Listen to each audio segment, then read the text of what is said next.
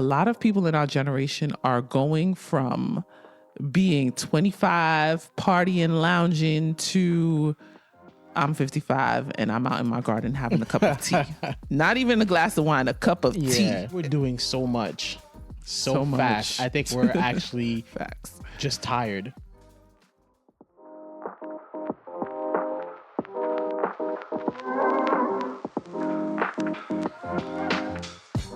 Welcome to the NOIRPOISED podcast, where wisdom is power is more than just a motto.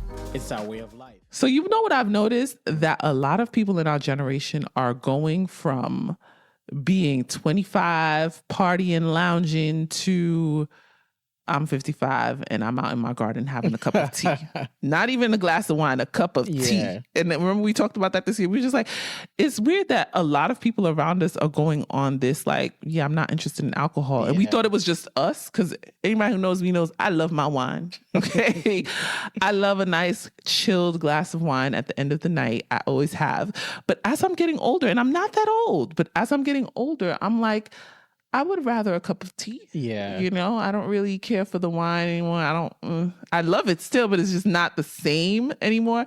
But I've noticed that like with a lot of people that we know, and then I started seeing it a lot online. So I'm not, okay, it's not just our circle and who we're around. It's really just people our age in their 30s. We're like gardening. There's and definitely a big energy shift out there where people, I think for the first time in history, people want to be boring. What's considered boring? Like people don't want to go out and do the most anymore. They literally just want to stay at home, or you just go to someone's house and just chill, have good conversation, and not doing much. I've definitely noticed, but it makes me realize, because it's not just that topic, it's just across the board, because there's the bunch of things we've always been interested in, or at least I think I've always been interested in. And a lot of people that I know will be like, oh, you're so extra, or, you know, they don't get it at the time. But now it seems like everyone's like, oh, yeah, homeschooling, that sounds good. Yeah. Growing your own food, that sounds good. Oh, you don't want to go out? You want to hang out in your own yard? That sounds good. So I think it's literally, like you said, an energy shift happening, but it's happening to people who you assume at their age wouldn't be interested in that type of stuff. Like it's the stuff that at least they told us. It's usually, you know, granny who's out in the garden having a cup of coffee or a cup of tea. Now it's like, no, your friend is having a cup of tea in the garden. I have my own hypothesis about that. I think when you really think about it, in our late teens, early 20s, or into our 20s, we were doing so much. So fast. I think we're actually just tired. Yeah. Like, and one thing I do credit millennials with doing is I think we're pretty good at looking down the road and seeing what's going to work and cutting our losses very early. And I think a lot of us are realizing that the life that they told us that we should strive for, I don't think it's it. You know, a lot of people are trying to move from big cities into more rural areas. Yeah. They want the farm life, the garden life, the more simple. Yeah. I think they call it the frugal life. Like they want a very simple life. Simple life. I don't blame them, honestly. Yeah, it's funny because I saw multiple articles actually that were discussing, because it's literally not just in that aspect. It's across the board. Like women are leaving their careers. A lot of parents are now looking more into homeschooling more than usual now. People, like you said, are trying to live in communities like close to like people that they know, and more, you know, less city life and more, you know, farm life type of environment. But one of the articles I was reading actually said it's been happening way more often since COVID-19. Yeah, I did see that too. Yeah, it seems, and it makes sense, because I mean, I think that's when I've always had these desires, but I think after COVID-19, we started really taking action. We were just like, screw it, we're doing it. So I wonder if everyone is kind of like on that same, you know, bandwagon where like they had the interest, but didn't see the reality. Yeah. That's possible until COVID-19. It's kind of like, it was like a life quake for a lot of people, where you're just like, wait, people are just like flat out dying from this random virus. Like it makes you realize what's important and what's not. And it makes you want to live a life filled with more quality. And when I say quality, I don't mean quality as far as like, you know, materialistic things, but quality like you wake up in the morning and you look forward to the day. You go to bed at night and you feel at peace with how you spent your day. And I think a lot of people are now going through that, where I even hear women saying it all the time, like they would prefer to be at home with their children. And unfortunately, because of the times, they can't always do that. And these are women who took out loans and invested into their career. I've heard about that a lot too. That I think you summed it up perfectly, because I was going to say the whole world had like a near-death experience, but I think the life quake is more of a better analogy, because it caused so many people to say, I can't believe life just suddenly changed like that. If I get, because I remember thinking that myself, if I get the opportunity to travel again, you know, if the world goes back to somewhat of a normal, I'm not going to miss out on what there is for life. And I think that hit a lot of people. Even what you mentioned with the homeschooling, I saw that around 2018, 2019 pre-pandemic, I think it was like 3.5% of students were homeschooled. And 2022, 2023, it went up 40% to 5 point something. You know what it is too? I think COVID-19 forced people to experience it. Yeah. I guess that's what it is. Because during COVID-19, I remember a lot of kids were home. So they were being homeschooled, whether they noticed or not. It was nonetheless through their school district, and the teachers were educating virtually. But I think that allowed parents to see how life could be with their children being educated from home versus like they leave for 8 hours of the day and you don't know what's happening to Yo, I commend y'all parents out there. I could never, Lord. Yeah. I commend you guys. A lot of parents are like that. Well, I think a lot of parents are like that. But when you have society telling you this is the norm, what it is, even when we talked about homeschooling our kids in the future, people always tell us things like, what if they're socially awkward? What if they're... And you know what? It's so funny. I saw something online that said, where a woman was basically like joking about it. She was like, people always ask her that because people have asked us that about our daughter, right? They're like, well, don't you think she's going to be socially awkward? One, scientifically, I actually learned that they don't need to be around other kids until they're probably like 5 or so. So when they're a toddler, they don't care to be around other kids. And that was a concern for me because my child is our child. And if you know us, as much as we talk on this podcast, if you know us, you know that we don't really be wanting to be around people like that. Like we really don't, we're not about that life. We just don't like it. So it's not surprised that I have a toddler who's like that. But what do toddlers do? They're more vocal and expressive, and they say exactly what they're feeling. So you may catch Ruth and Sam and we're smiling and kikiing, but deep down inside we're like, I can't wait to go home. Shorty's only 3, so she's like, I don't want to play here. I don't want to do this. I'm ready to go, you know? So it was a concern for me because I'm like, oh God, do I have a socially awkward child? But then I started realizing, no, as she's getting older, it's changing. That's one. And 2, it's normal for that to occur at that age. We've just pushed things down children's throats so early on that we assume that this is how they're supposed to, act at that age. No, she's going through a normal stage, stranger danger. She don't know you. She's not going to show who she is. She may answer you here and there, but she's like, I don't know her. I don't know him, you know? And I respect it. But oh, sorry. I was going to say something. But there's that. And then I also saw someone who said, well, homeschool kids, they interact with other kids the same way your kids interact during the summertime. And I thought about it. I'm like, yo, we never think of that. Because during the summertime, you're out of school for what, 2 months? The children are out of school for 2 months. Do they become socially awkward? True. No, you put them in sports, you put them in different activities. Homeschooled children are put in activities just like students who go to school. It's just they're not out of the house for 8 hours in a classroom with 30 students. And to each his own, everyone chooses what works best for their family. But I hate hearing people say that because I'm like, yeah, really think about it before you say what you're saying. Because I think everyone's just mimicking what they've heard others say, not really processing if it will make them socially awkward or not, you know? But what made you, talking about, going back to the basics, simple life, right? What made you want a simple life? Oh, that's a good question. I think I was always interested in the things that I'm interested in now. Even when I had like the desire to have an apartment in the city. Because I think as a New Yorker, like we all go through that, but like, I want an apartment in the city, a rooftop, you know. But for me, I wanted one in Cali. I liked the city life at that time. I always knew I wanted a simple life like down the line in my future. And because even when we were like talking and stuff, I told you that, like, I knew I wanted to be home with my kids in the beginning of their life. I didn't want to have to work unless I absolutely needed to. I knew I wanted to garden. That was something I was always interested in from the time I was young. So I don't know if it was like a particular thing that made me want that kind of lifestyle. I think it was always a desire within me. Like being a mom was always a thing. I was like, I know I'm going to be a mom for sure. I wanted 6 kids. Yeah. Not anymore. I wanted 6 kids at the time, and I knew I wanted to raise them on my own.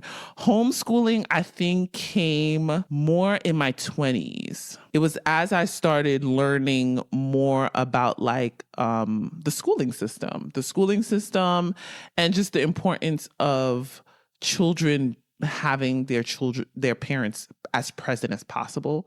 And then other factors that we won't touch on right now. But the more I learned, the more I knew I wanted to be more engaged in the way in what my children learns. And I mean, the world is crazy now. A lot of people, they probably do it for like safety purposes, which I totally understand.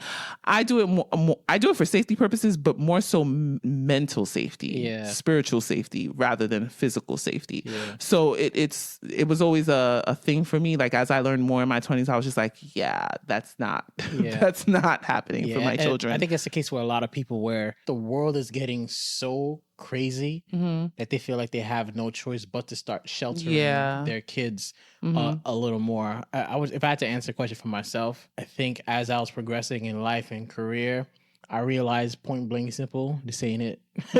This is for damn sure ain't it. Like they tell you all the time, you know, you go to school, if you have to take out loans, do that, and then you put in the crazy hours at work. Yeah, work hard. And then you start to realize that, you know, the goal that society has set up for us is you graduate at 18, you take out massive loans, go into a 4-year college, maybe go into another 2 years for master's or more, graduate, you get a job, you buy a house, you get into more debt, and then you work that way until you're 60 something. Yeah. And then you could enjoy your life. That's when retirement is like, so you work all your life. And unfortunately, a lot of people are not making it that far. Yeah. So it's I think for me personally, and I think a lot of other people, we're starting to see that I'm not willing to wait until I'm 65, 67 or whatever the age is to start enjoying my life. And I think health was the biggest motivator for me.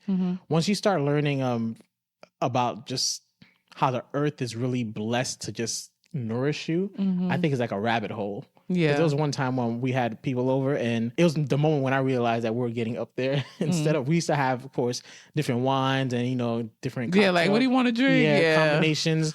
But then nobody wanted to drink. No one. People were and I'm not talking about that. This is the crazy part for me, because it wasn't like we were like heavy liquor, like we weren't shot people. It was like wine if we're making a cocktail or something, but it wasn't like we were one of those people that was like, oh, let's take a shot. Like it wasn't that, but everyone at the table was like, nah. Yeah. No. But what really got me was people were getting up and making teas for each other. Yeah. It's like talking about, oh, have you heard this herb? Or have you had that? And I'm like, wow, look, it's great. It was great to see, of course, but I couldn't help but think, like, look at where we are now in life. And when I look online or even speak to people outside of our family, I'm noticing that it's the same for a lot of people, where we're just realizing if we keep up this pace, we're not going to even make it to 60.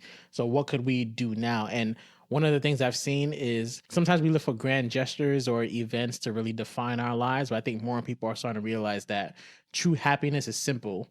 You have a family, you have your own property, you grow your own food, you can walk barefoot in your dirt.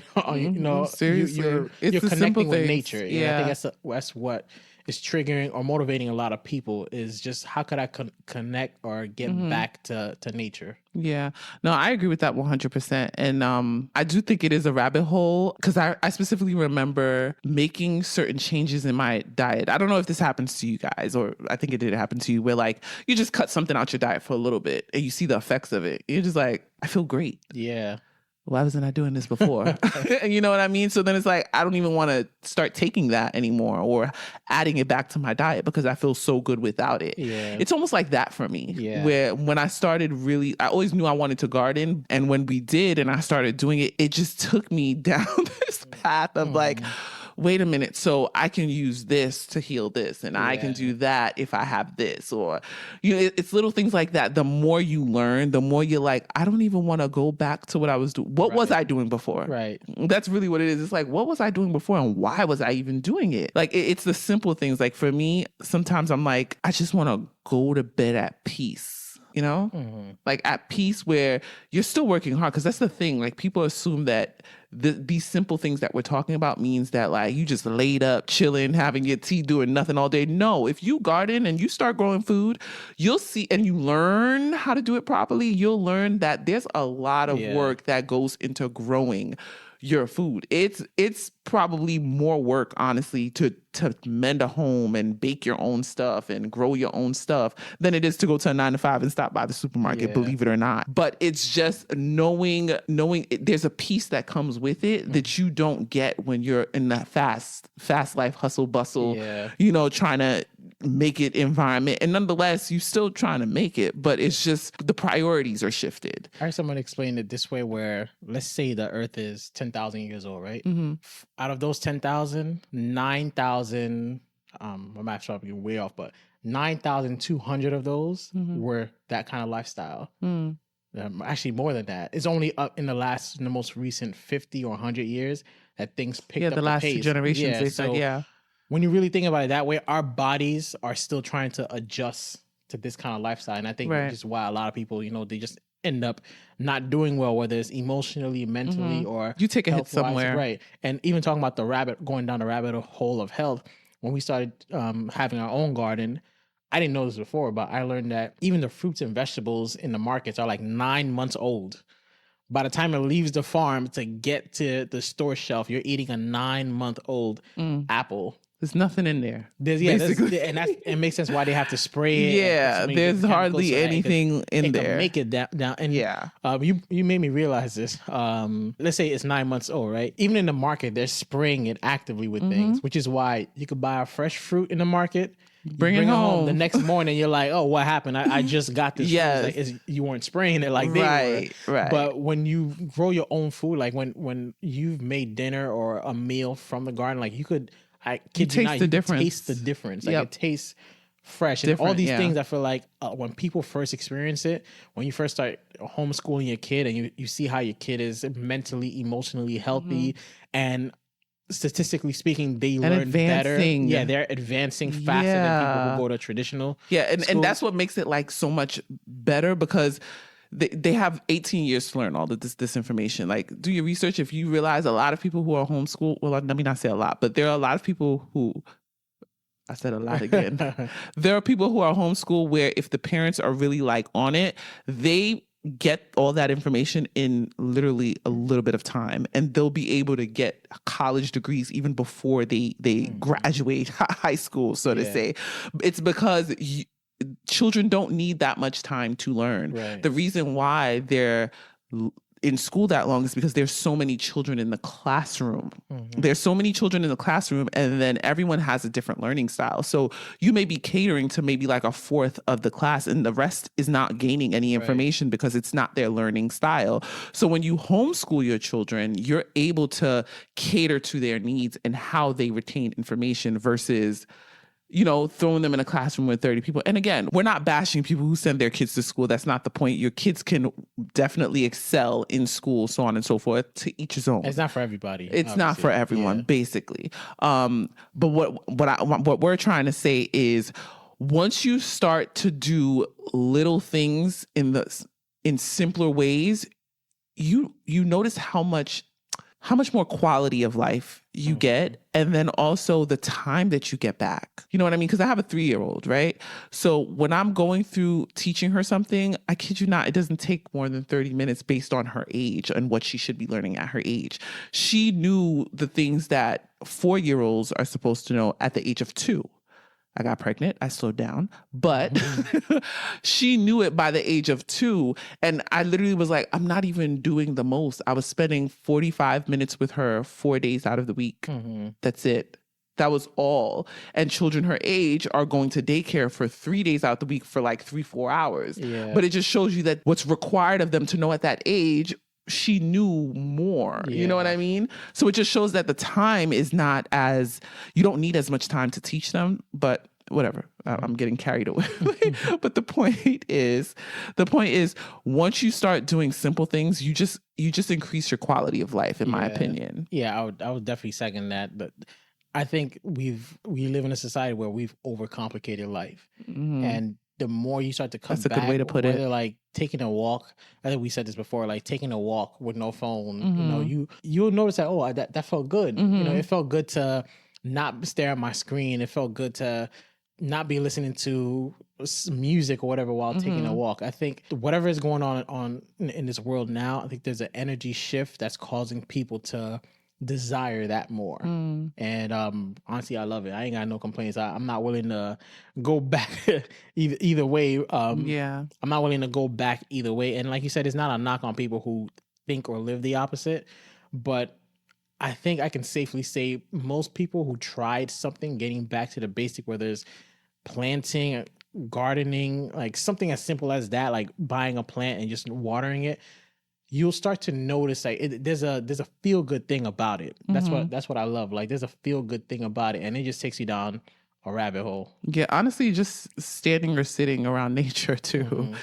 Like I've noticed that when we have company, people will randomly just go stand in the middle of it, and I'm like, enjoy yourself, because I know the feeling. Yeah. I noticed a difference, and it's not even just a garden, but like even if you go to a park, like you know how they say whenever you're feeling down, the best thing you could do for yourself is probably go in nature. It's kind of like that. So when you're in the midst of that, like if you are growing a plant, like just sitting in nature just helps you. It helps your breathing. It helps you mentally, and it just makes you feel at one with nature. Like you feel connected, and I don't know.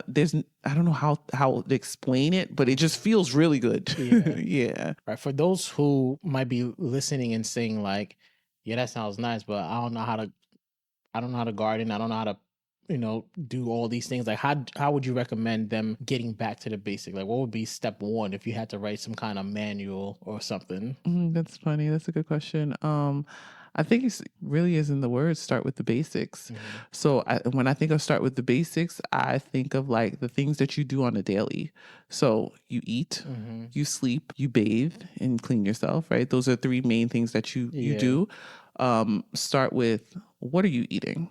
What are you using to clean yourself? How are you sleeping? What's happening when you're sleeping? Where are you sleeping? Like it's little things like that I think will start to make little shifts little by little. I would always start with the basics. So like, what toothbrush are you using? What are the effects of it? It's crazy. What toothpaste are you using? It sounds crazy, like toothbrush, toothpaste. I'm thinking about myself, 10 years ago. People are like, why does that matter? But then again, doing research, you learn how, the skin is the largest organ. If you're if you're using a deodorant that has aluminum, it affects your hormones. It affects they actually, there's something in a whole bunch of things, not just deodorant, but like soap and perfume, shampoo. They literally call them endocrine disruptors. Yes. So you're putting these things in your body and you're wondering why you're moody. You're wondering why like you have brain fog, and wondering why all that. I'm someone who suffered from brain fog a lot. It wasn't until I started cutting things out, getting rid of some certain things I was using that had heavy metals in it, that I started to notice like, oh, I'm thinking a lot sharper and a lot quicker. So like, I would say literally stuff like that. Like you'll be surprised that how many things in your home or things that you're currently doing are taking quality away from your life. Yeah. Like even I learned about, I still have them on right now, rubber sandals. Like your feet is soaking up the rubber, and all these things. Like, there's a million things. You could literally just look around your home and be like, yeah, it's a lot. It's just gonna keep you going down a rabbit hole. Right. But that's why I say like start with the simple things. So what toothpaste and toothbrush are you using? What soaps are you using to clean your body? Look at the ingredients. Are they helping you or actually harming you, whether you notice it or not?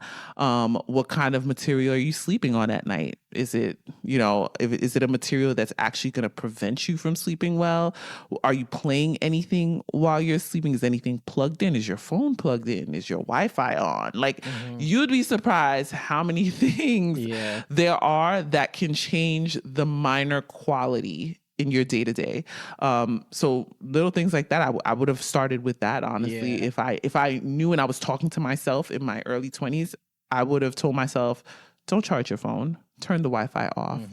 Do you need that music or the radio or the TV on while you're falling asleep? Try to avoid the screen right before bed. Even lighting. It's so crazy, but even lighting, like, just think of how God has everything processed and working on its own. And I think following that mechanism in your own life helps you a little bit, because one thing I learned about lighting is there's a reason why there's the sunrise and the sunset. Like, it actually helps, like, I don't know what word I'm looking for, but it helps us, it helps your body get into a specific rhythm that it's supposed to get into before bed, basically. And now I'm sure if you look, well, maybe you don't, look around your home, look at the light bulbs that you have. A lot of them are not regular light bulbs that they were in the 90s anymore. They're all LED. Yeah. So look up LED lighting, look up what the effects of it are.